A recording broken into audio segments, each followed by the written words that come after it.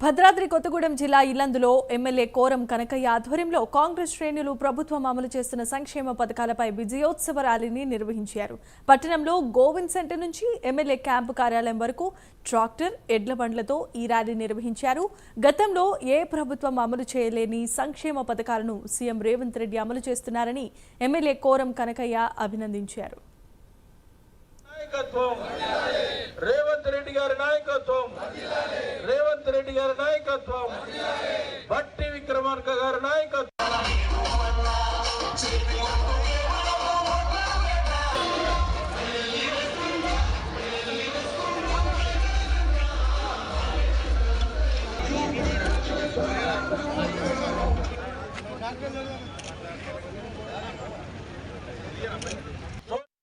ఈరోజు తెలంగాణ రాష్ట్రంతో పాటు ఎల్లందు నియోజకవర్గం ఉన్నటువంటి రైతు సోదరులు, రైతు మహిళా అక్కలు, చెల్లెలందరూ కూడా గొప్ప పండుగ రోజుగా భావిస్తున్నాం.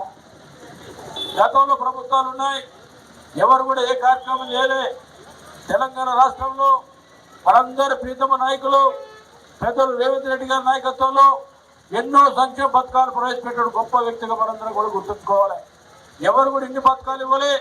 సుమారు 15 పథకాలు మొన్నటి వరకే రిలీజ్ చేసి ప్రజలకు అందించే విధంగా ప్రయత్నం చేశాడు. గొప్ప ప్రభుత్వం రేవంత్ రెడ్డి గారి ప్రభుత్వం. ఇందిరమ్మ రాజ్యంలో ప్రజాపాలన జరిగేటువంటి ఈ కార్యక్రమాలన్నీ కూడా ఏదైతే ఆ రోజు మాట ఇచ్చారో మాట నిలుపుకొని పడవ తిప్పకుండా గొప్ప కార్యక్రమాన్ని ప్రవేశపెట్టి ముందు నడిపిస్తున్నటువంటి పెద్ద రేవంత్ గారి నాయకత్వంలో ఎలాంటి ఇబ్బంది లేదు.